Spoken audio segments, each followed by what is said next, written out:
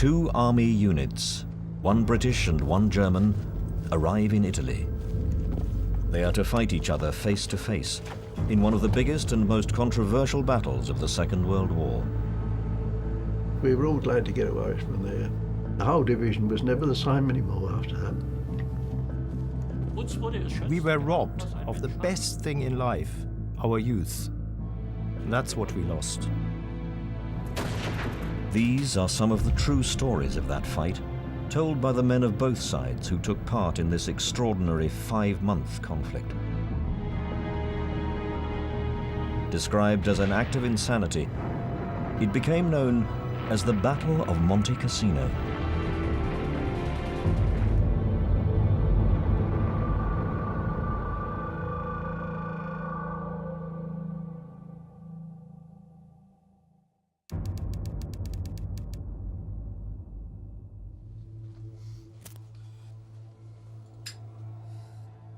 By 1944, the war has begun to turn in the Allies' favor, and Germany is now on the defensive. In the town of Cassino, south of Rome, German paratroopers enjoy a drink of schnapps, unaware of what's about to hit them. They're holed up in reinforced cellars as part of the gigantic Gustav line that crosses Italy. For over 2 months, the Allies have been unable to break this defensive line. Now they are to resort to a massive air attack on the Germans in the town. It's a desperate move. We could see the aeroplanes. They came nicely lined up like a chain, one squadron after the other, glinting in the sunlight. You could see the bomb hatches open and you could see the bombs falling.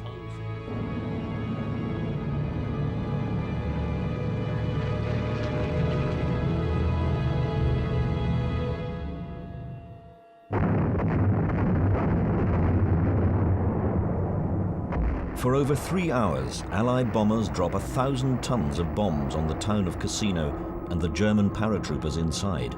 Around 5 tons of explosive for every soldier.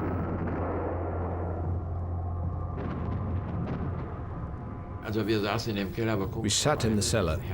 Funnily enough, there was a deathly silence. Nobody said a word. We thought, hopefully, that the roof wouldn't collapse, and about what would happen after. We knew that, of course. This was the preparation for an attack to follow.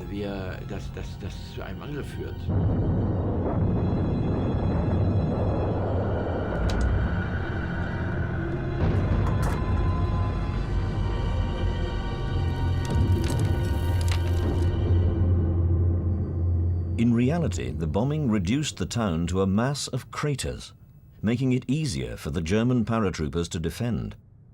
But this was not the first time the Allies had attempted to bomb their way to Rome. Only 4 weeks earlier, they'd initiated one of the most controversial acts of the whole war.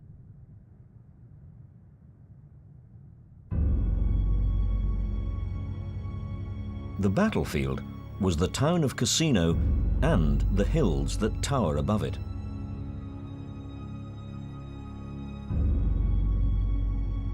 A month before the bombing of the town, one hill had become the focus of the conflict: Monte Cassino, the 1,700-foot mountain that dominates the area.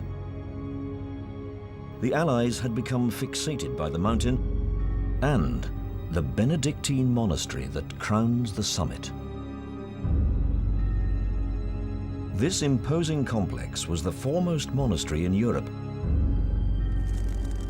but it found itself in a very difficult position. It also overlooked the main road to Rome. Surrounded by a network of minefields, bunkers, and machine gun nests, this was the most crucial point in the German Gustav line, extending through the mountains 100 miles across Italy.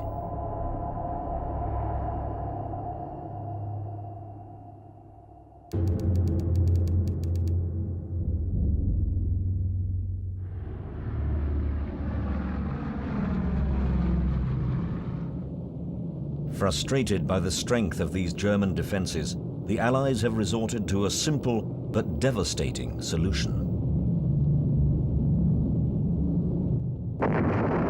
They are to completely destroy it, They believe the heavily fortified monastery may be being used by German troops. It isn't. This is the start of probably the worst point of Allied leadership in the war. For 4 hours, over 250 bombers unload one of the biggest concentration of bombs ever to be dropped on a single target. I watched the bombing of the monastery. It was very impressive, and I think justified the overused word awesome. It really was. But like the bombing in the town, the destruction of the monastery is a spectacular disaster. German troops quickly occupy the ruins, and the monastery is turned into a fortress. Da war für mich die Welt irgendwo am Ende. Und ich möchte sagen, I felt the world was at its end. trat dann ein Widerstand in Aktion, I think the destruction made us all the more determined. der uns befähigt, We now felt we had to defend here more than we ever thought previously. als wir nur uns bisher vorgestellt haben. Both bombings were meant to soften up the positions to make them easier to attack. Both did the opposite. It seems as if the Allied commanders have little idea of the terrain or the strength of the German defences. Previous attempts to go around the monastery or attack it from the rear had failed. Now, short of new ideas, they're going to try to take the most strongly defended German position head on. Allied forces in Italy have bombed the town of Cassino and the monastery above. They've been trying to break the German defences there for over 2 months and move north towards Rome. But the German positions have proved too strong. Now, both sides have sent in fresh troops. Among the multinational force that will make the next attack is the 1st 4th Essex Battalion. They were real steadfast comrades. They all kept together and helped one another. They were very, very good pals. And when you lost one of those chaps, that hit you.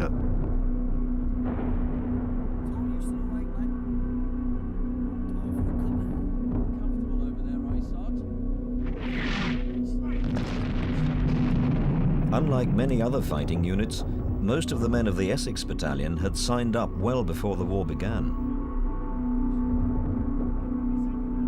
Well, they were a remarkable lot of chaps. They were all volunteers. They were largely East Enders of London.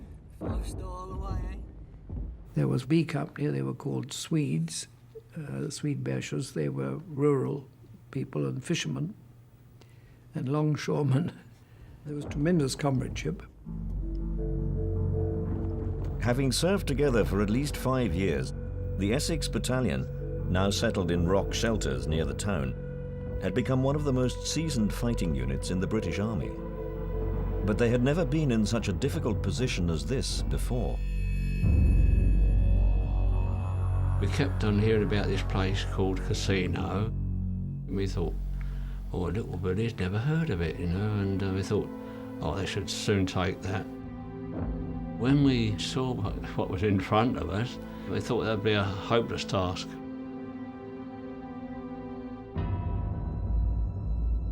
Facing them in the ruins and in the hills were some of the toughest and most respected fighting men in the German army. Widely regarded as Germany's elite corps, the paratroopers had taken over the job of holding the Gustav Line at all costs. When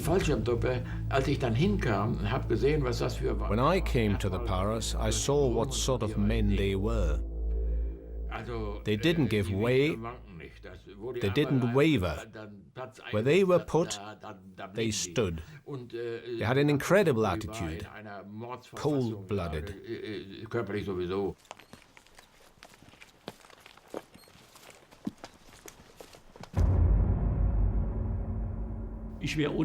I would have been drafted anyway, so I volunteered for the paratroopers. I didn't want to end up in a unit with married people or older people where they say, "You do the shooting, I'll go and get the food." The paratroopers were all volunteers, and you were proud to wear the paratroopers badge. Wie ich Fallschirmjäger wurde, da saß ich gerade in einem Zug, bei dem zwei Lanzer aus Russland. Before I joined the paratroopers, I sat in a train with 2 infantry soldiers who had fought in Russia. One of them said to me, "You want to join the paratroopers? Have you already killed your father and your mother?" This is what people thought about the paratroopers.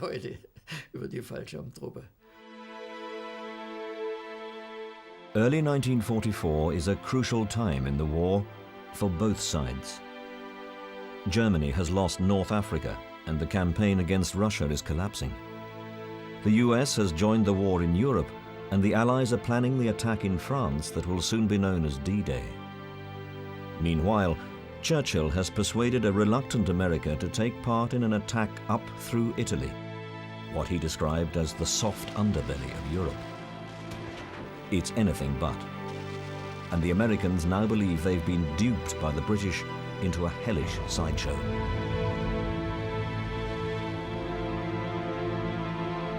As Italy surrendered, Germany quickly occupied and reinforced the country against the Allies.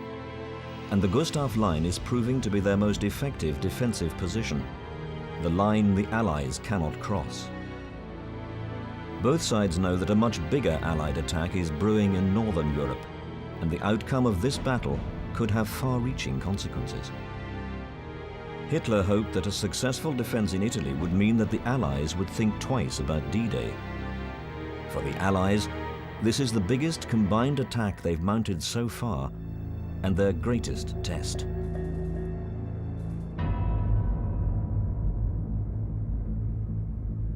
The German command structure was simple, their task to hold the line.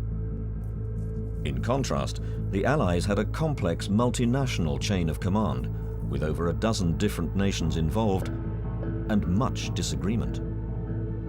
Now it was the turn of the New Zealanders to lead the next offensive, together with Indian and British troops. The plan is for the New Zealanders to attack the town, and an Indian brigade, led by the 1st 4th Essex, to move up to the castle overlooking it. From there, they would start their assault on the mountain, first to Hangman's Hill, then on to the monastery. The task of attacking the ruined monastery head-on, up the steep mountainside, fills some of the men with dread. We were told what was going to happen, and I remember Major Beasley saying it's going to be a frontal attack. Well, I just remember laughing at that and saying frontal attack, and I thought he was joking. Straight up the middle, eh? He said nobody would be stupid enough to make a frontal attack. That's where we will surprise the enemy.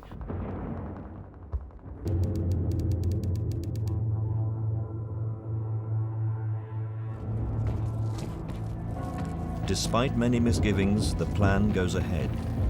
The Essex Battalion clambers up the steep, craggy slope towards their start point at the castle. But they're also under enemy fire, and the climb becomes deadly. We were going upside of that castle hill, and pitch black, and there's shelling and machine gunning that was going on, slipping and sliding. Oh, it was horrendous. It was really horrendous.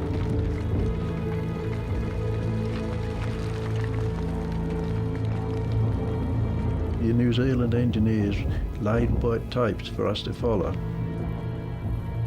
Because of the shelling, the tapes got blasted apart, and you followed the tape and then you suddenly come to nothing, and you didn't know where the other end was, so you didn't know whether you were still facing the same direction. It was nothing to lose, men, just through falling down over the rocks. It happened time and time again. Men disappeared.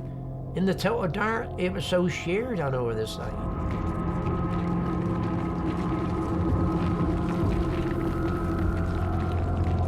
I went up on my own to the castle to assure the New Zealanders that we were indeed coming and to make sure they could find how we were going to get into this place, because it wasn't a very sensible thing to arrive with your company straggled behind you and not quite know where the door is, you know. Almost 6 hours after they'd set off, the last of the Essex reached the castle. But it was a bad start, as many had been lost on the climb. And the rest of the Indian Brigade that were meant to follow the Essex fared even worse.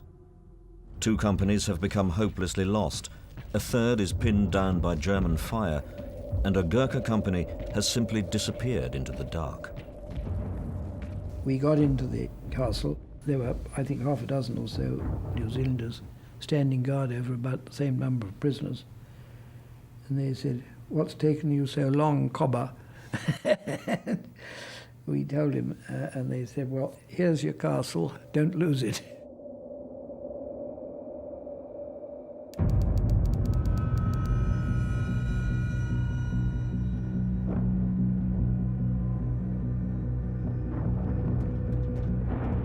In the cold light of the next day, the effect of the bombing on the town is becoming all too clear. The New Zealand tanks have been slowed to a crawl or stopped altogether by the craters. German paratroopers are defending every square inch of the ruined town, and the fighting is now ferocious, house to house, ruin to ruin. When they attacked, you just used your machine guns, which you positioned on your hip. And then you stormed towards their positions or ran after them when they started to waver or try to run back.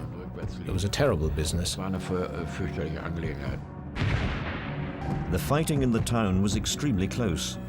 It wasn't uncommon for enemy troops to occupy the same ruined house, sometimes unaware of each other's presence. Prisoners were inevitable. The British were always astonished that we did not look different to them. This was the funniest thing about the whole situation. They said, "For heaven's sake, you've all got English faces." All English faces. Of course, what we were supposed to look like. This was often the only time that men came face to face with their enemy. It exposed just how differently they saw their own situations. We had taken a British officer prisoner. On the next day, we talked about who would win the war. He was certain that the Allies were going to win. And this is when I said, "You're not going to get through our defenses in France. We are going to smash your ships to pieces, you'll see. You're not even going to step 1 foot on land." Well, this is what I thought. In any case, he wanted to give me his address, but he was somehow upset and almost offended when I did not accept it. Then I said, "What am I supposed to do with the address of an English prisoner after we've won the war?"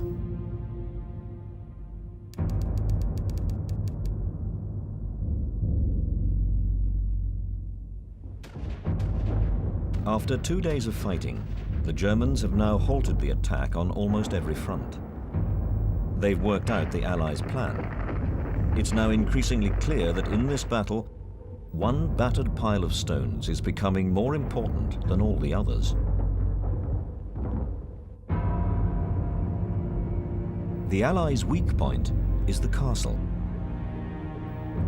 It's the key to their attack on the closed door to Rome. Almost the entire Allied attack is being funneled through the castle, and if the Germans can take it back, then they will directly overlook the town and hold the Allies' supply route.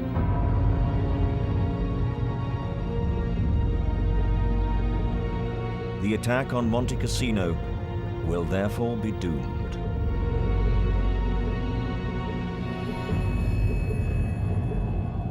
Despite their setbacks, the Allied commanders planned to renew the attack the next day. Surprisingly, one of the missing Indian companies had reappeared, and some of the Gurkhas had made it through the night all the way to Hangman's Hill. That night, the 4 Essex companies holed up in and around the castle were ordered to move out and strengthen the attack.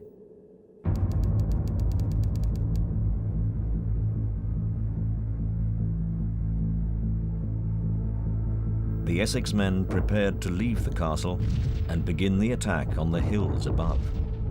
How they were going to get troops from Hangman's Hill to attack the monastery was a problem. To attack from Hangman's Hill, in my opinion, was going to be a disaster. It was clear that for the Allies, everything depended on this one moment. But this was also the moment that the Germans were about to launch their counterattack.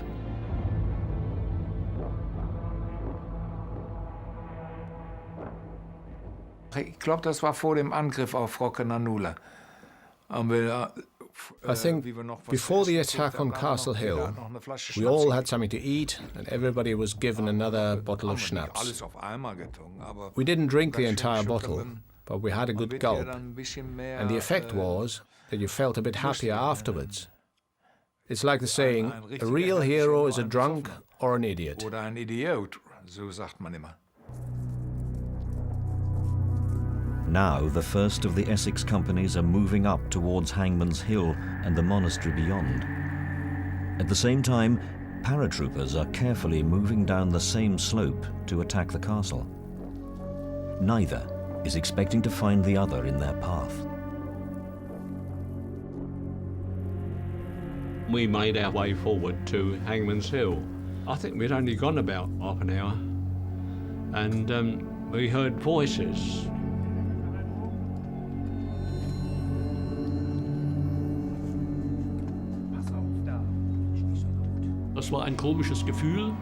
It was a strange feeling, because we had to be as silent as possible, because on the other side of this ravine there was an Indian brigade, and if we made too much noise, we would have come under fire from them, and that would not have been good for us or for our mission, because that would have revealed that reinforcements were coming to the area. Für dieses Gebiet.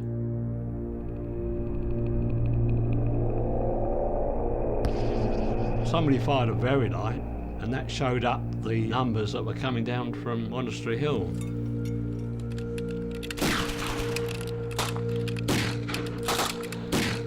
We were firing.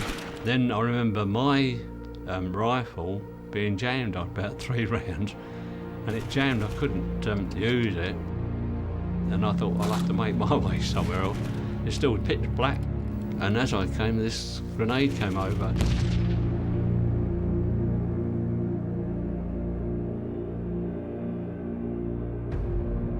That put pay to me. That's my finish with the 4th Essex.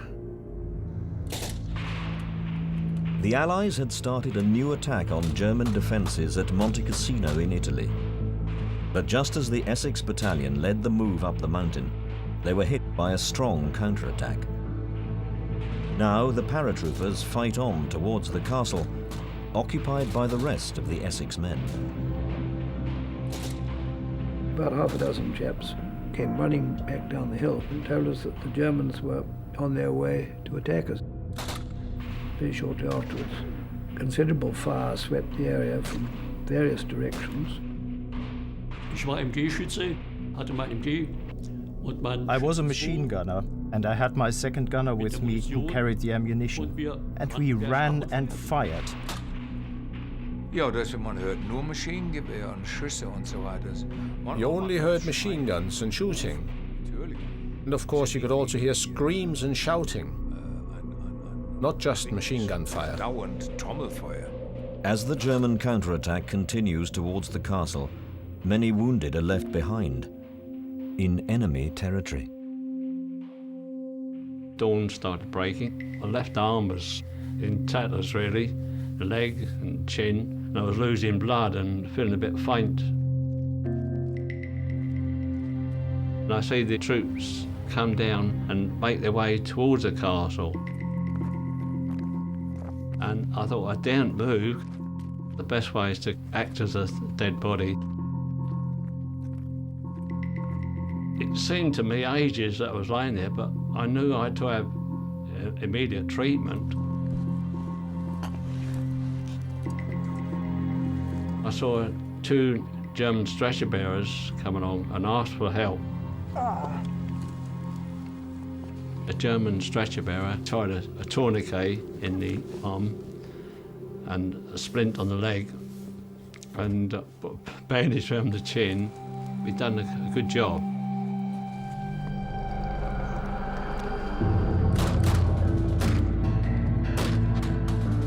7 o'clock, the paratroopers attack again.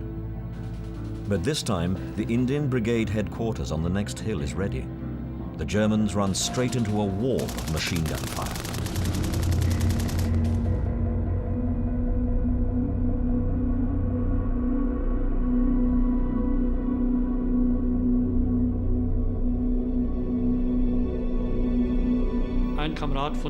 A comrade of mine had his belly torn open by grenade fragments. There was nothing to be done. We knew the only thing was for him to have morphine injections. We covered the wound with his jumpsuit and tightened his belt because we could not bandage it up. He wanted to shoot himself, but his pistol did not work. It had also been hit by a grenade fragment. Otherwise, he would have shot himself. He tried to. Such things are not nice, but they happened, alas. It was war, and in war everything is possible. Es war Krieg, und im Krieg ist alles möglich. The attack subsides. The area around the castle is now littered with dead. But the men inside remain under siege.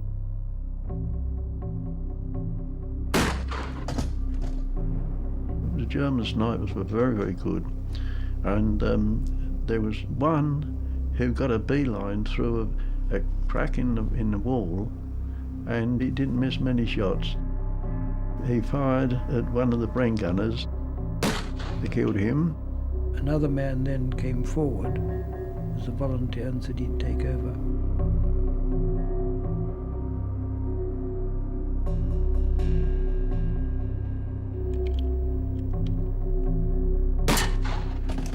And he too was shot. So then there was a third man who was, I should think, a countryman. He said he would man this position. And then he very, very gently moved across without moving his rifle, which would otherwise glitter sometimes if the light was like that.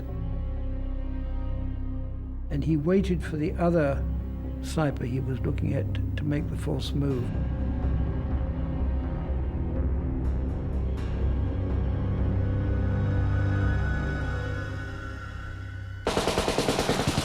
We don't know for sure, but after he'd fired, the sniper never fired through anymore, so we can only assume that he got the sniper. He got the military medal for that.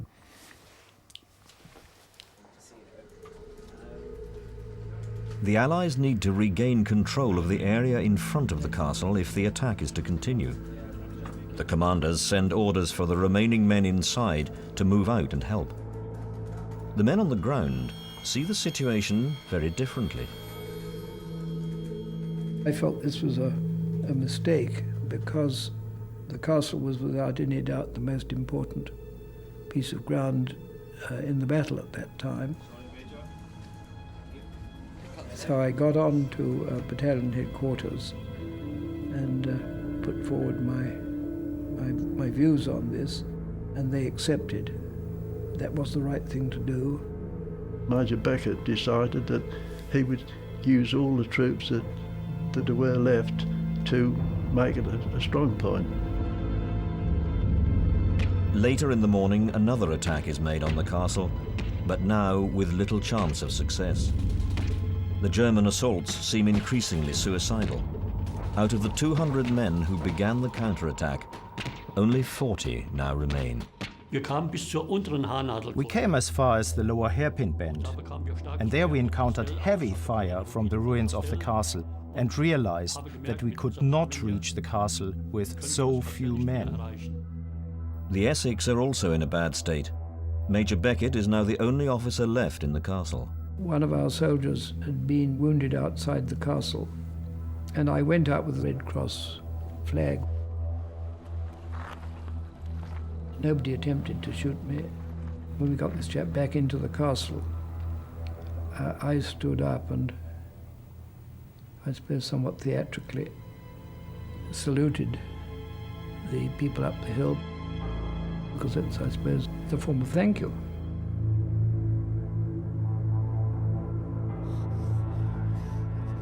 One of my memories of hearing chaps screaming and crying in agony outside of that castle, and no one could get to them. That was not a nice thing. The 3 attacks had caused an incredible body count. Now, in the middle of battle, 2 Germans are spotted approaching the castle with a Red Cross flag. The 2 sides are to meet face to face.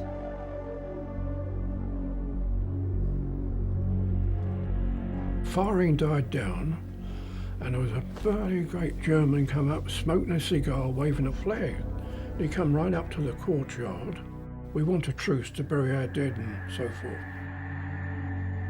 He was a big chap, and he had a cigar case. I can't remember whether he offered me one or not, but I certainly didn't accept it because I very seldom smoke cigars.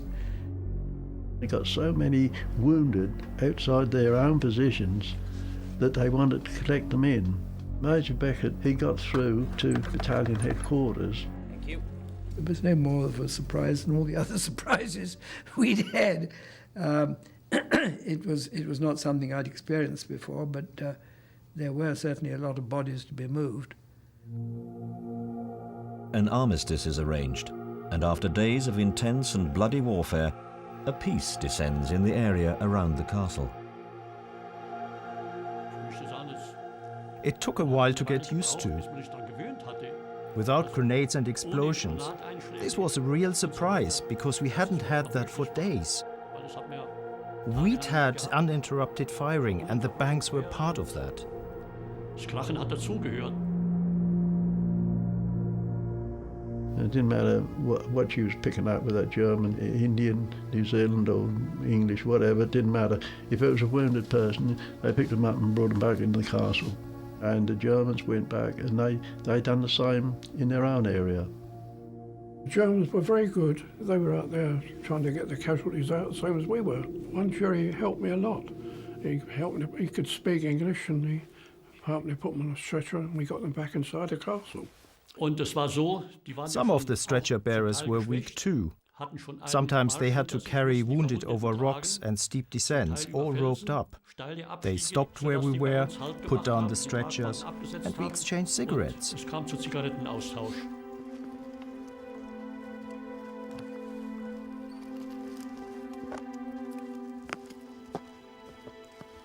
Zigarette? Zigarette.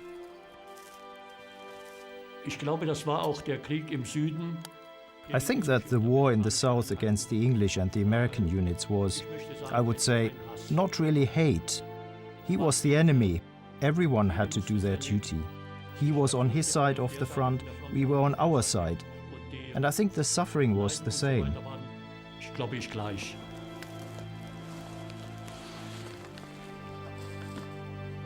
Oi, chocolate. Danke. Danke. Thanks. Because of the very strange situation in this part of the battlefield, we had somehow the feeling that they were like comrades, because they went through the same things.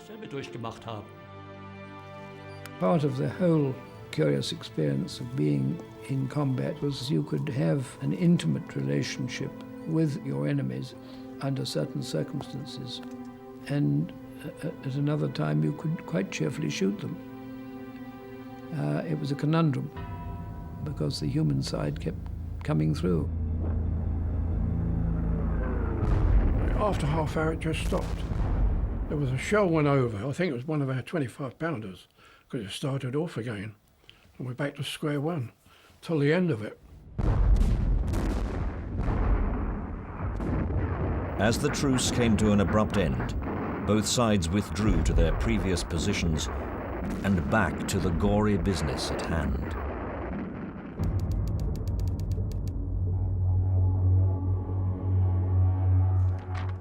Against all odds, over 300 Gurkhas and 70 Essex men had made it to Hangman's Hill, but their ability to attack the monastery is hanging in the balance. They've been cut off by the German counterattack and are now suffering badly from the effects of shell fire and a lack of food, water and ammunition. Agonizingly, the men who are now only 250 meters from the monastery cannot attack until they receive new supplies. You only went out there with the minimum rations, expecting everything to come up as they thought everything would follow on. Well, it never followed on. So during that week, they were dropping parachute food for obviously the Indians and the Gurkhas and us. But you had to risk your life to get out and get it.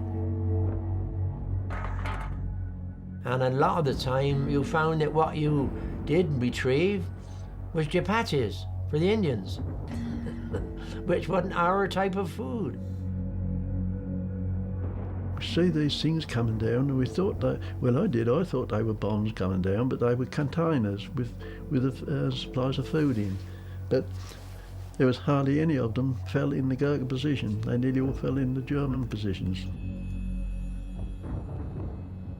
Das war eine sehr schwierige Situation, da inzwischen sich auch der Hunger bemerkt. It was a very difficult situation because we became very hungry and thirsty. And since our supplies were less than plentiful, there was much effort to locate parachutes that had drifted off target. And I would say that we captured a large proportion of the things that were dropped.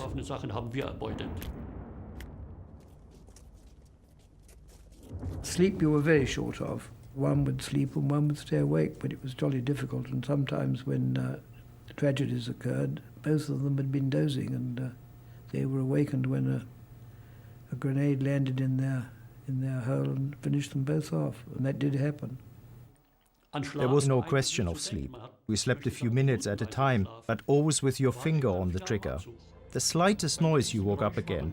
The tension was always there. On the 20th of March, it was clear that the frontal attack on the monastery was over. And in the town below, little progress was being made against the paratroopers. For the Germans, the crisis was over. They had correctly worked out that the castle was the weak point in the Allied plan, and although they'd sacrificed almost an entire battalion of paratroopers trying to take it and not succeeded, they had stopped the Allied attack. Was I pleased to hear in the end, after I spoke to Major Beckett on the 5th day, I say, we're getting a bit of a state up here. I said, so he said, well, between you and I, he said, we are pulling out tonight. What remained of the 1st 4th Essex Battalion made their way back down Castle Hill, the same precarious route they had struggled up 5 days earlier. We handed over the castle intact. We never lost it, and so we had achieved our mission in that sense. And when the New Zealanders said, now you've got it, make sure you don't lose it, we could say, well, we haven't. Each company had gone up the hill with around 65 men. Some now returned with just a handful. Of the 400 men who had hidden for days in foxholes and bomb craters on Hangman's Hill, just over half made it back. German losses were almost as bad. The Battle of Monte Cassino was starting to take a place alongside some of the most notorious battles of the First World War.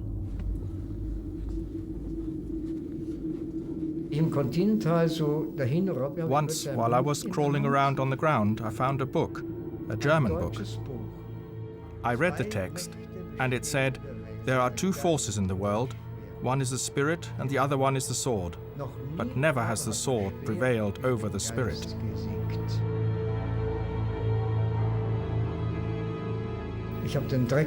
And I wiped away the dust on the book cover, and it said, The Battle of the Somme. Die Schlacht an der Somme.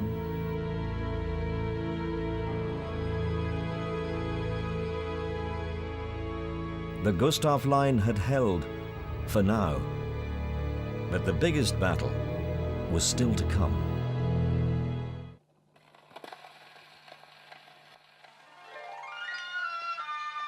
For 4 months, the Allies have tried but failed to smash the German defences at Monte Cassino. Now they're to try again. the German paratroopers wait patiently for the next attack. Wir hofften immer auf geheime Waffen. We were always hoping for secret weapons, and we knew that we needed time and had to win time. This was agreed by everyone. We needed time. As all other fronts were failing, the defense of Monte Cassino had now gained huge psychological significance for the Germans.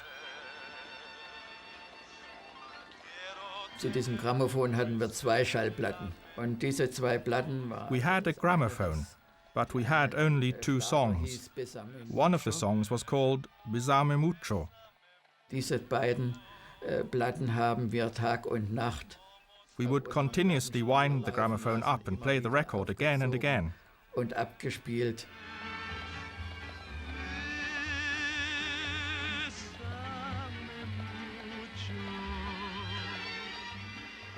Once, right at the beginning, we received heavy artillery because of the music, but it hardly damaged our quarters. Afterwards, we took the gramophone with us in the basement and used it there. I think by then, even the enemy enjoyed the music.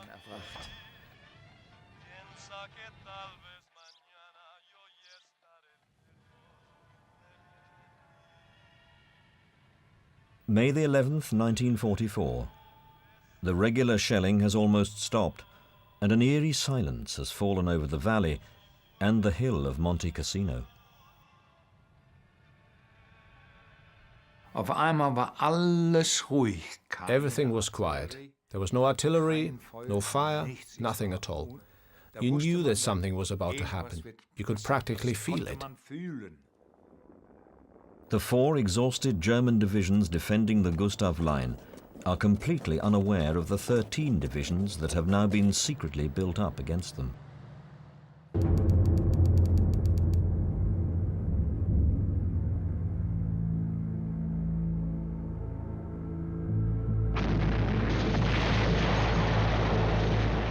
Dann auf einmal 11 Uhr abends. And suddenly, at 11 p.m., it was as if someone had put on all the lights. Everything was bright and we could see all the mountains towards Naples. By the morning, Allied and German troops were now engaged in a battle 23 miles wide. But as before, the area around the monastery at Monte Cassino is the scene of the toughest fight.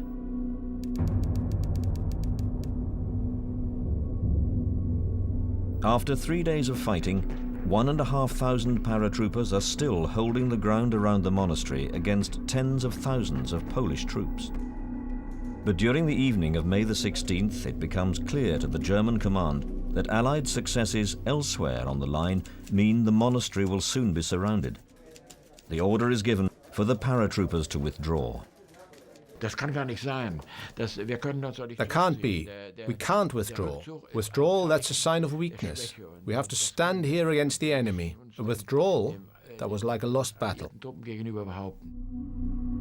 Despite the paratroopers' reluctance, the monastery is abandoned.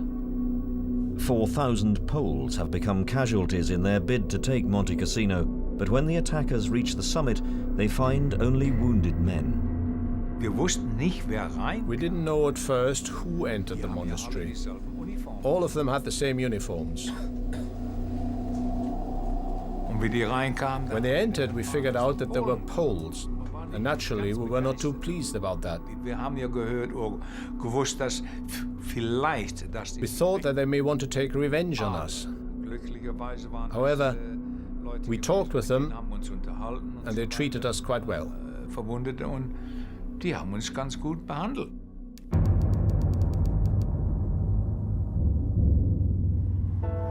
Rome is liberated.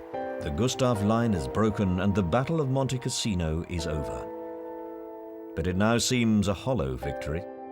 The American Fifth Army has defied orders to cut off the retreating Germans and instead sent troops into the undefended streets of Rome, fearing that the British might get there first. Mistrust in the coalition is still rife. And only one day after these pictures were taken, the Allies landed in Normandy.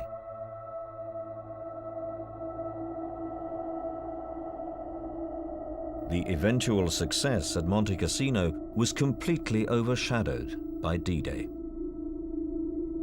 The terrible campaign in Italy was almost forgotten.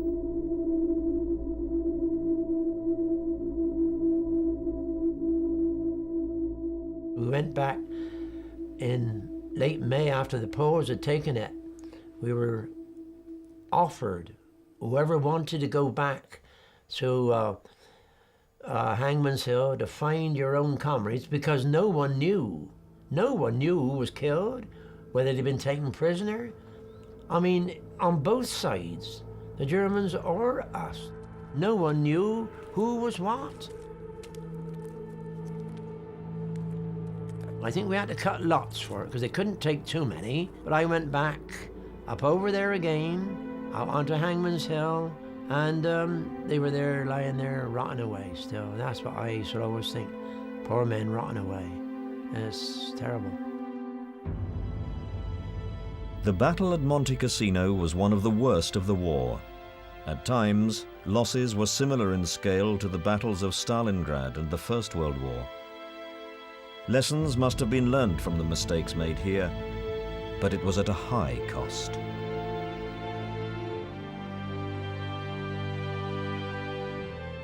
If you are going to attack, you have to approach it differently. Not simply running into the mountain. Even a handful of men could defend these positions. And when there were paratroopers, soldiers with experience in hand-to-hand fighting in the mountains, then it was impossible to break through. We never understood their strategy. It was simply insane. We must have lost more than 3/4 of the company, really, at the end.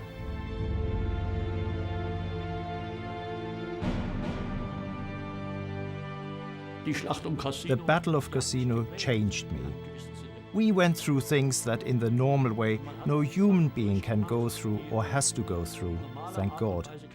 And you can't just cast off something like that. Like taking off clothes or changing a shirt. It stays with you somehow.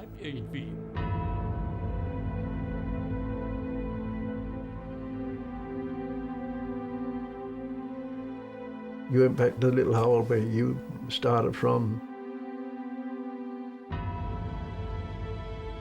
You get down and look round, and no more heads come out. It's a bad time.